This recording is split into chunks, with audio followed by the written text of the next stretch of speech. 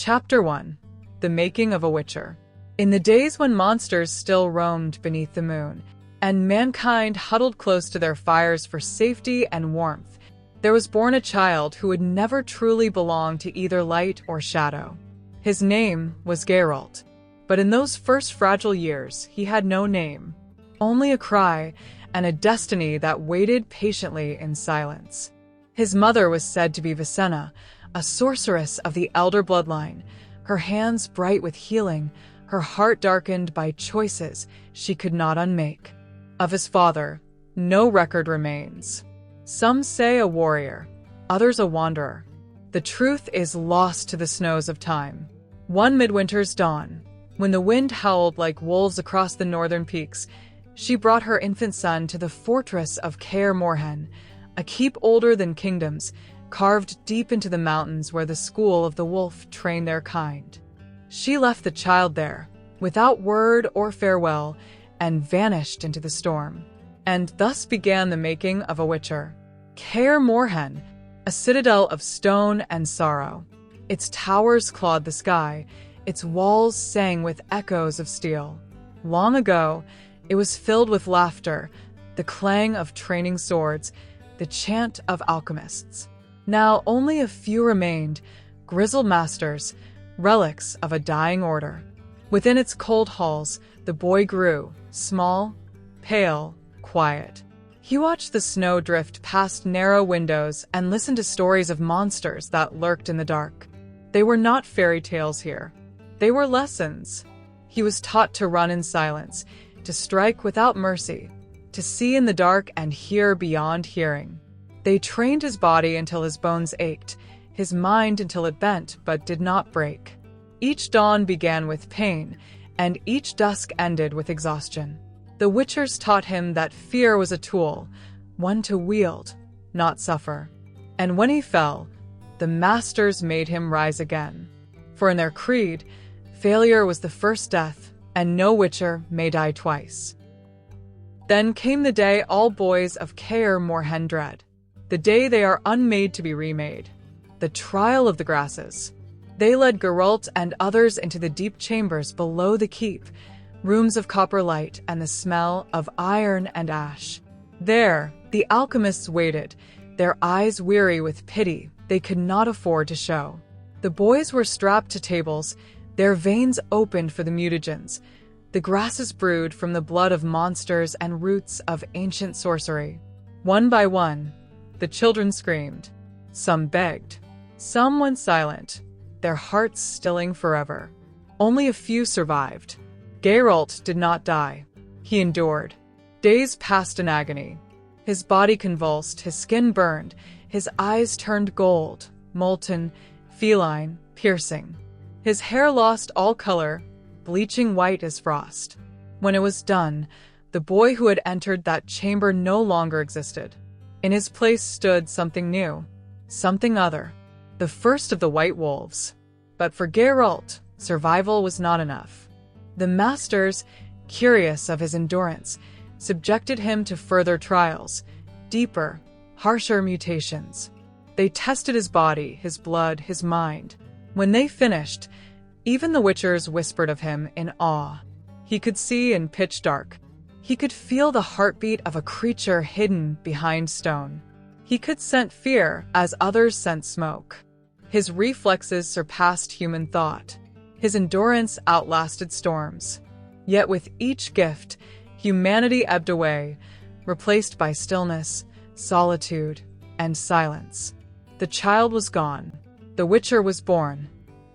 Under the tutelage of Vesemir, the oldest of the wolves, Geralt learned more than swordsmanship. Vesemir taught him patience, restraint, and the code that keeps a Witcher sane in a mad world. Remember this, Vesemir would say, his voice low and graveled. The monsters we slay wear many faces. Some have claws, some smile. And Geralt listened. He learned the signs, simple magics drawn with the hand. Ard for force, Igni for flame, Erden for warding, Axii for will, Quen for shield. He learned to brew elixirs, poisons, and salves that could strengthen or destroy. He memorized the anatomy of beasts, where to strike, when to retreat. He practiced with sword and dagger until both became extensions of breath. He learned the ways of the path, to be unseen, unheard, untethered, to expect no gratitude, to kill only for balance, and above all, to never lose sight of what separates man from monster, though he would one day learn how fragile that line could be. Years passed. Boys became witchers. The strong left the fortress. The weak were buried in its soil. When Geralt stood at last before the gates of Kaer Morhen, Vesemir placed 2 swords upon his back, one of steel, one of silver.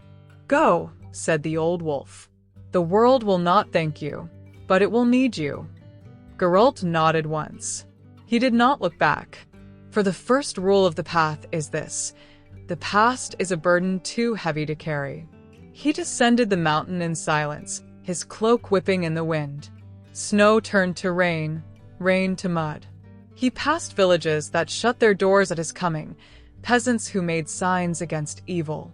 But when night fell and monsters crept from the fields, their fear turned to prayer, and their prayers turned to coin. Thus began his life upon the path. Endless miles, endless battles, endless loneliness.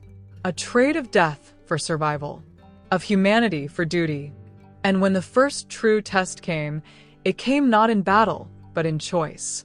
He stood before a cursed creature, not beast, not woman, but something in between. He saw in her eyes not hunger, but sorrow. He could have slain her. He did not. And when dawn came, the curse was lifted. The villagers called him savior. A child whispered, "The white wolf has saved us." He did not correct her. He only mounted his horse and rode into the fog. But the name followed him, carried on wind and whisper alike. Geralt of Rivia, the white wolf. And so ends the first turning of his tale, the forging of flesh into legend, of innocence into solitude, of man into myth. From the fires of alchemy, from the sorrow of abandonment, from the silence of the keep in the mountains, rose the Witcher. Neither saint nor monster, neither hero nor villain, simply a man who had no choice but to become what the world required. And in the language of the ancients, the chroniclers wrote, "Thus the boy became the blade. Thus the blade learned mercy. And thus the world began to tremble, for its savior had no home but the path, and no destiny but its end." Chapter 2. The Path of Steel and Coin. They say the road has a memory. It keeps the weight of the feet that have walked it, and speaks in dust of where they wish to go. So, it was with the Witcher called Geralt, who left the mountain and entered the long country of men, with 2 blades across his back and winter in his eyes. He came first to the Riverlands, where fog clung to reeds like old grief. There the ferrymen whispered of lantern lights bobbing after midnight and hands rising from black water to clutch at oars. Drowners, surely. Necrophage gorged on the unburied. Geralt listened, counted the coins the villagers had gathered from their poor, and spoke his price without triumph or apology. They haggled. Everyone haggles with a Witcher. This is a law older than kings. Yet when the bargain was struck, he did as he had been taught. He made a circle of oil and patience. He drank the elixir that turned the world to wire and glass. He moved like a man already in a dream. By moonfall the river was quiet. The ferrymen bowed and would not meet his yellow gaze. They hung garlands on their doors and told their children to sleep. And by dawn, they had already begun to forget the price of their safety. Geralt never minded being forgotten. He saddled his horse and followed the road. The path soon taught him its old arithmetic. Coin for risk, risk for rumor, rumor for miles. A Witcher's calendar is written in contracts, and the ink is always some mixture of fear and superstition. From the Riverlands to the Barrow Fields he went, where Noonwraiths turn the sun cold over fallow earth. He read the field like a ledger, a broken betrothal, a blood-stained ribbon, a name carved halfway into a stone. When at last the pale bride rose, veiled in dust and bitterness, he did not raise steel. He raised words. He set the ribbon right, he spoke the name to its end, and the wraith folded like old linen and was gone. Not every monster needs killing. This, too, is a law, and one most men do not wish to hear. In the timber counties, a leshen held the forest in a slow, patient fist. Hunters vanished. Paths wandered in circles. The elders swore the trees themselves had learned to hate. Geralt marked the rune scars on bark, found the deer skull bristling with raven feathers, and felt the old magic testing him like a blade tests a sheath. He chose caution over bravado. He cut the fetishes in the correct order, laid ashes where blood had been, wove the sign of Erden until the clearing hummed like a plucked string. The leshen came, not as a beast of rage, but as a wisdom so ancient it had forgotten its own first memory. They circled one another like winter and spring considering a truce. Steel would only anger it, silver would only delay it. Geralt sought the human hand beneath the curse, and found it, a poacher who had bargained for luck and paid in oaths. Break the oath, break the binding. So he did, with quiet, ugly honesty. The forest exhaled. Birds returned like thoughts after grief. The poacher wept. The village tried not to see him. Geralt collected his coin and rode on, leaving the lesson behind, that some evils are kept alive because they are useful. It was on a market road lined with hawthorn that he met the song with legs attached to it. Julian Alfred Pankratz, Viscount de Lettenhove, a name like a chandelier and a grin that could turn a noose into a necklace. He called himself Dandelion. Witcher, he said, as though greeting a cliff he meant to climb. I have decided that silence is your only flaw, and I intend to correct it. Geralt answered with a customary economy. Don't. But Dandelion had the kind of courage that is indistinguishable from talent in its youth. He walked beside the horse and matched its gait with a performer's instinct for centering himself in every frame. Where Geralt's steps were the measure of distances, Dandelion's were the measure of attention. He paid his way with songs, and then paid the bill twice with better ones. He clothed Geralt in rumor, a mantle lighter than armor and heavier than truth. In one town the Witcher became a saint, in the next a sin. Both reputations were profitable. The road, which likes a good story even more than it likes good boots, made room for them.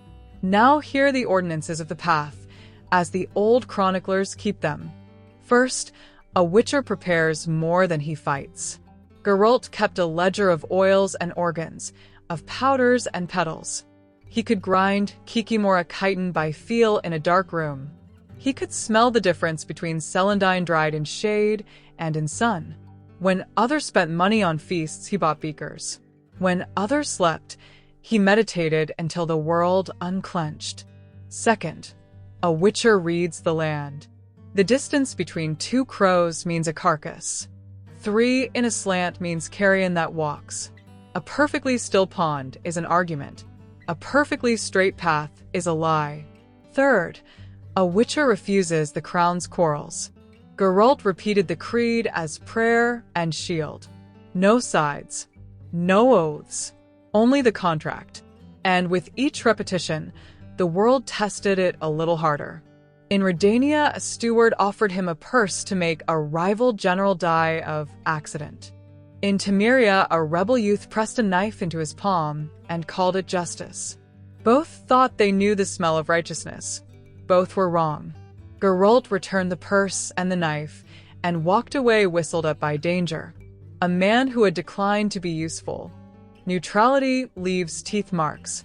There were inns that barred him, markets that taxed him, sheriffs who measured him for chains with their eyes. Yet when the sun rolled off the edge of the world and something howled in the hedgerows, the same men sent their sons running to fetch him. This is the truth about neutrality. You do not stand between forces. You stand before them, alone, and let both break on your shoulders in turn. The bard and the Witcher camped by ruined milestones, and spoke of small things, because small things are where living happens. Dandelion explained love the way a man explains wine, with authority and a terrible memory. Geralt explained monsters the way a monk explains scripture, sparingly, but with sudden lines that cut to the bone. "Do you ever tire of it?" asked Dandelion, gazing at a sky that had run out of blue. "Of killing," said Geralt.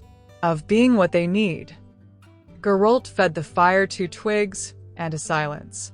"At Kaer Morhen," he said at last, "we learned to swing a sword before we learned to answer a question. Some questions are better fought than answered."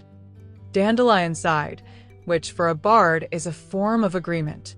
Then he wrote a stanza that turned the sigh into coin. There were hunts that required the signs.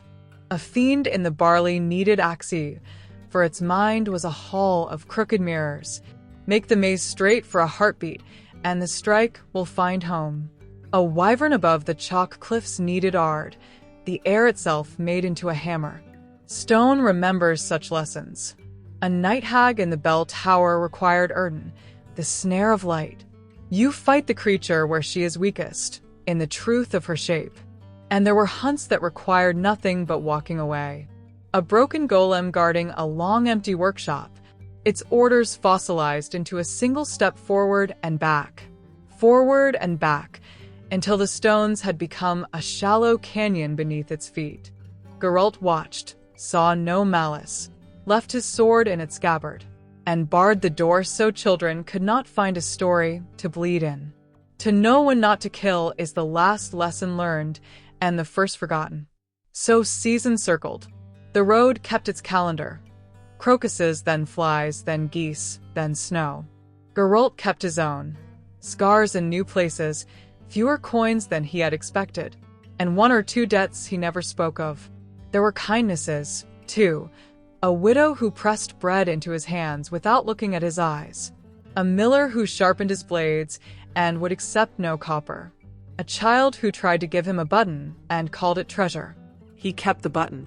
He did not keep the bread. And always after the work was done, the same choreography. The thanks that was mostly relief.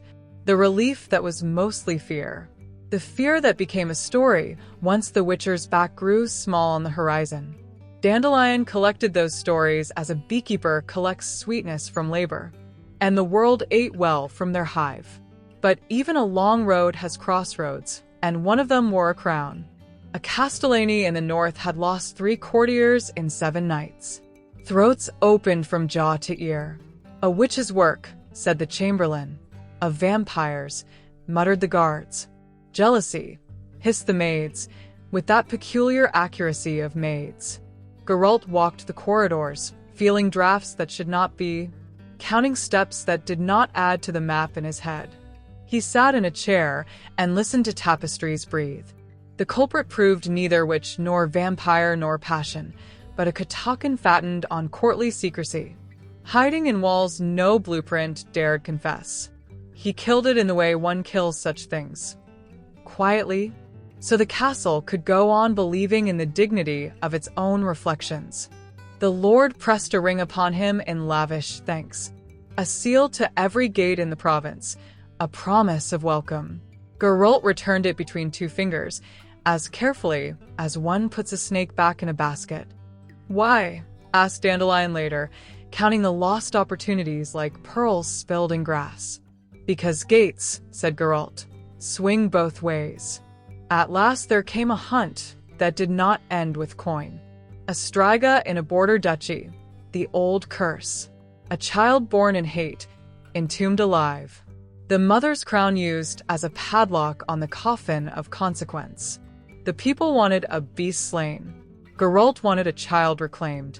He set the watch through the black hours. Listened to the earth breathe above a corpse that refused to be only a corpse. And when claws ripped the night open, he did not draw silver. He drew time, a longer weapon than steel, a heavier one than bravery. He barred the crypt with his own body, endured teeth like broken glass, refused the simple victory of killing. Dawn unstitched the curse. A girl lay trembling where the beast had been. The Duchess would never thank him properly.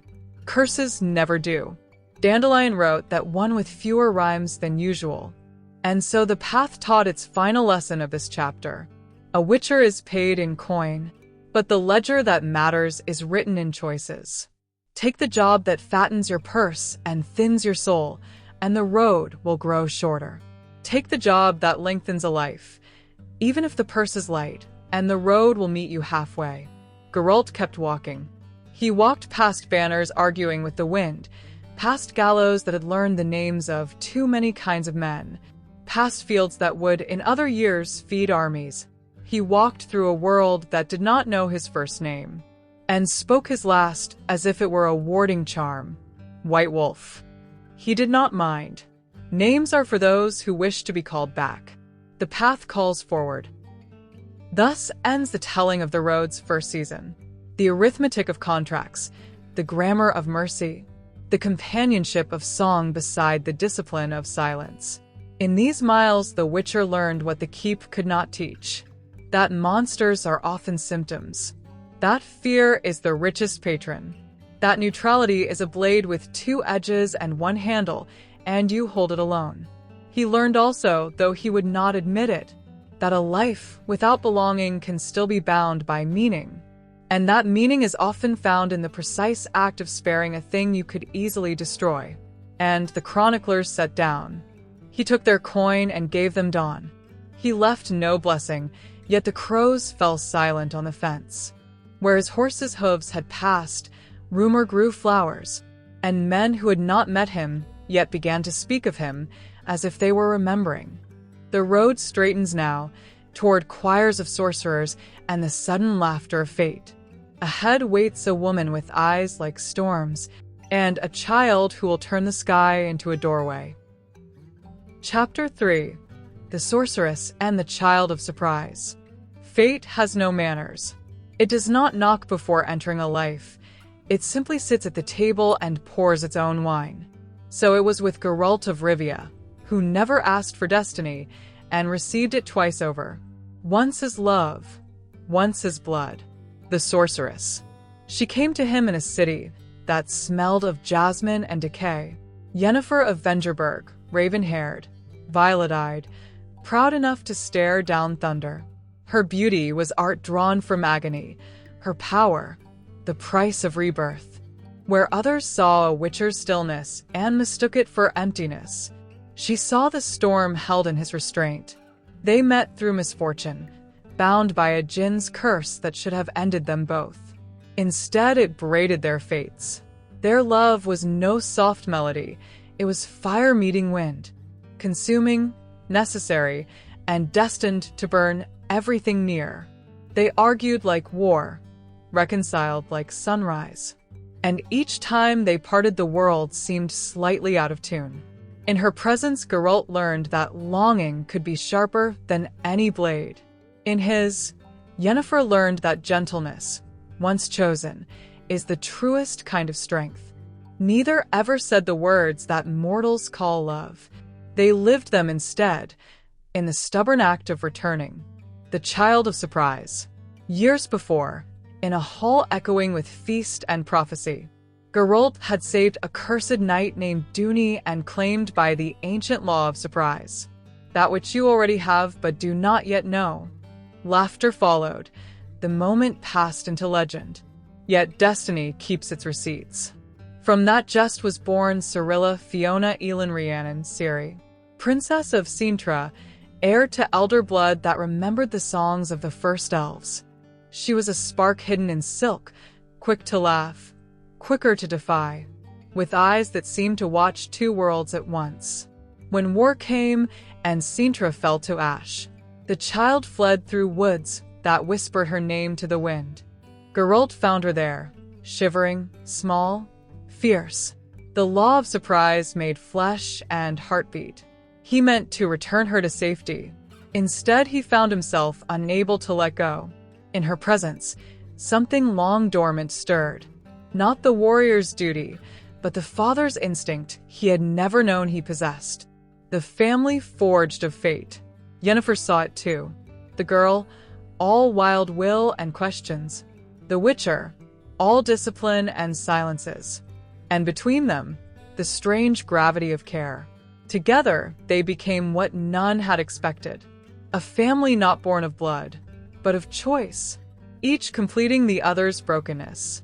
At Kaer Morhen, Ciri learned the dance of swords, the balance of alchemy and breath. Geralt taught her footwork and philosophy. That strength without mercy is only another kind of monster. Yennefer taught her words of power and the dignity of her own will. Between them, the child grew into something larger than prophecy. Hope wearing a scar's shape. The brothers of the wolf looked on and remembered laughter. The old keep, so long starved of new footsteps, echoed again with voices that were not ghosts. The shadow of prophecy. But destiny is not easily content. Rumors of the elder blood reached kings, mages, and things that were neither. Ciri's gift, the power to walk the spaces between worlds, drew eyes from realms unseen. The wild hunt road once more, spectral and cold, seeking the child who could open doors even the gods had forgotten. Geralt stood between her and the gathering dark. Yennefer wove wards until her strength trembled. Together they defied the pattern written for them, turning prophecy into protection, duty into love. In that struggle, the Witcher found what his alchemies had stolen, a reason to live beyond survival. For the first time, the path did not stretch forward alone. It circled, like a hearth's flame, around those he could not bear to lose. And the chroniclers wrote, in the season of destinies entwined, the wolf learned the language of warmth. The sorceress found the tenderness hidden in iron. And the child, born of promise, carried the echo of both, a song strong enough to wake even the sleeping gods. Chapter 4. The Flames of War. War does not announce itself. It seeps like smoke under a door. One morning the market smells of bread, the next of iron and ash. When the black banners of Nilfgaard rose in the south, the world that had nursed Geralt's weary peace was swept away. Kings summoned armies, priests promised righteousness, and peasants whispered the only truth they knew. That war is a monster which eats even its masters. Geralt wished no part of it. He had Yennefer's sharp counsel, Ciri's bright laughter, and a fragile calm stitched together by habit. But calm is the first casualty of prophecy. The war's wake. Village burned. The path that once offered coin and solitude became a corridor for refugees. Witcher and child moved among them, a ghost and a spark in a world gone gray. Ciri saw too much. Geralt spoke too little. Each learned to endure the other's silence. He fought only when he must, not for thrones, but for those trapped beneath them. He slew beasts that war had woken, corpses made hungry by unburied hate, constructs cobbled from desperation and spellfire. Yet every victory felt like drawing water from a poisoned well. The wild hunt. From the torn edges of the sky rode the wild hunt. Riders pale as frost, armor whispering with the voices of the lost. They hunted the girl whose blood could open worlds, and through her, the Witcher who would not yield. Geralt crossed the realms of men and magic to break their chase. Fought specters that remembered dying too many times.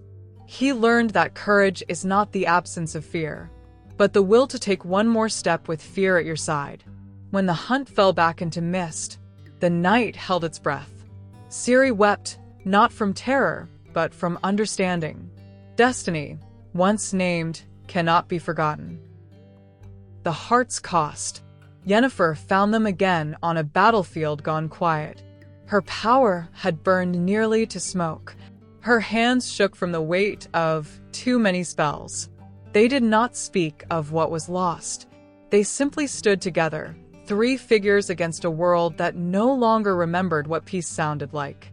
Geralt looked upon them and knew. His alchemy had given him longer life, but they were his immortality. And so the chroniclers write, when kingdoms drowned in their own ambition, a witcher, a sorceress, and a child walked through the ashes. They did not rebuild the world.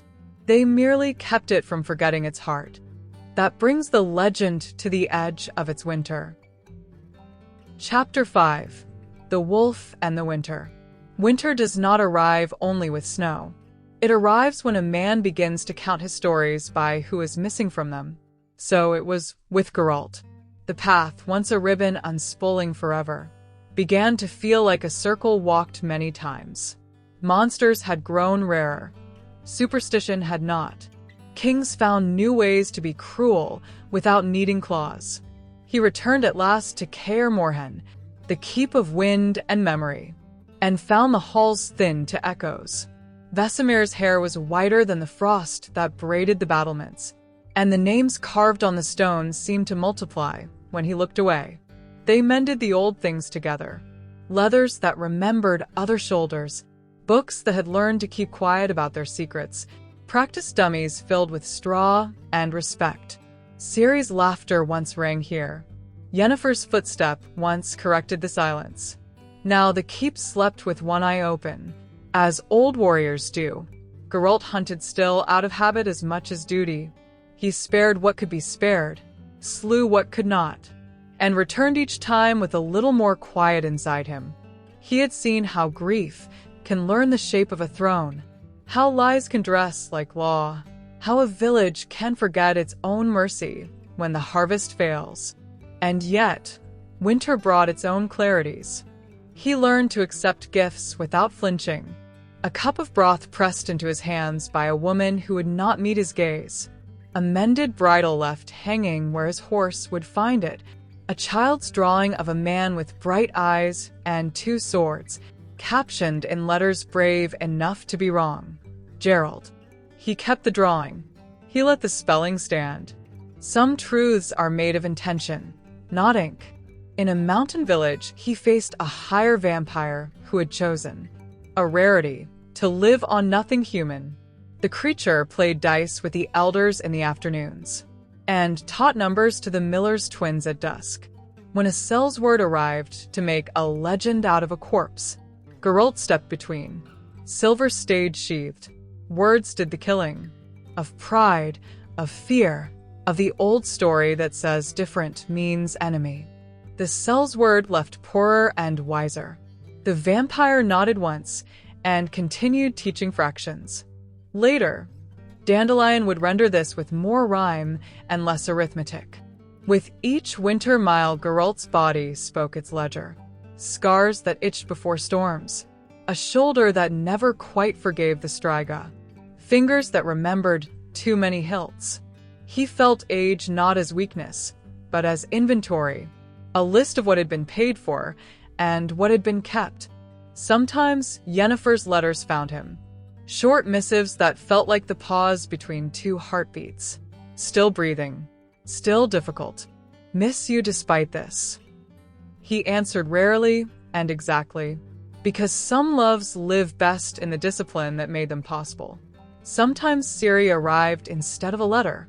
Older, quicker, laughing at the way time thinks it can outrun her. She would spar with him until both were out of breath, and then accuse him of letting her win. He never did. A father's mercy is to tell the truth gently and fight hard. Winter deepened. At a crossroads shrine, Geralt found a woman weeping, surrounded by footprints that belonged to something with too many decisions for legs. He tracked the hymn that haunted her guilt, saw in its eyes a mirror, and chose, again, not to kill what confession could cure. The woman spoke her sorrow aloud. The hymn starved on honesty and fled. Monsters, he had learned, cannot digest the truth. And the chroniclers sat down. The white wolf's blade grew slower, only to grow sure. He learned that winter is not the end of the year, but the measure of what was worth carrying through it. The snows thinned. On a morning the color of pewter, he saddled his horse and felt a tenderness for the road he had once hated. He did not know if the path was leading him away or bringing him home by another route, but every legend must decide whether to end as a man's day ends or as a song does, repeating until its meaning changes. Geralt rode on, where endings wait with their patient questions. Chapter 6: The Legend of the White Wolf. There are as many endings as there are listeners. The road keeps them all, like a miser who finally learned generosity. One ending says a peasant riot swallowed him, that he stood before aching hunger, wearing the mask of anger. And anger, not knowing what it struck him down. They say Yennefer knelt beside him and spent all her magic at once, like a candle giving itself to the last inch of wick, that there was light, and then there was nothing anyone could name. Another ending whispers that Ciri, whose footsteps make treaties with the spaces between worlds, took them both into a place without maps, where rest is not the same as forgetting. There, the White Wolf gardens a small, stubborn patch of quiet, and laughs when asked whether he believes in happy endings, because the question itself is happiness enough. A harder ending, favored by soldiers who trust wounds more than wishes, claims he simply grew old in a manner that looks like vanishing. Fewer contracts, longer silences. A final winter at Kaer Morhen with a fire that would not go out, and a morning when the snow kept his footprints. But the ending that has done the most good is the one told by children. That when the moon is thin as a coin and the fields are black glass, a rider passes the hedge at the village edge, and the dogs do not bark because they remember him. He leaves no tracks. He leaves fewer fears. What is certain is what endures.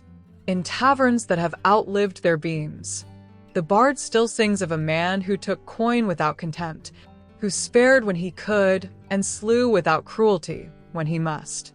In courts that have learned to distrust applause, counselors invoke his name to argue for choices no one will thank them for.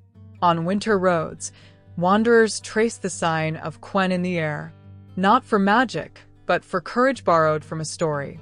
And in the Keep of Wolves, where wind edits history with a patient hand, new footsteps sometimes cross the yard. A girl with gray in her braid corrects a boy's stance, and when he complains that his sword is too heavy, she tells him a truth that could have been a prayer. Then grows strong enough to lift it, and gentle enough to know when not to. The boy asks who taught her that. She smiles the way memory smiles when it knows it is safe. An old friend, she says. He had very bright eyes. So the chroniclers close their book with a line that will not stay closed. The White Wolf was not a hero because he won. He was a hero because he knew what not to win at. And if, on some far road, you hear hooves that sound like a promise kept, do not turn to look. Keep walking. The path is wide enough for two kinds of travelers: those who seek a legend, and those whom a legend quietly keeps. Thus ends the Chronicle of the White Wolf, not with certainty, but with usefulness, which is the nobler kind of immortality.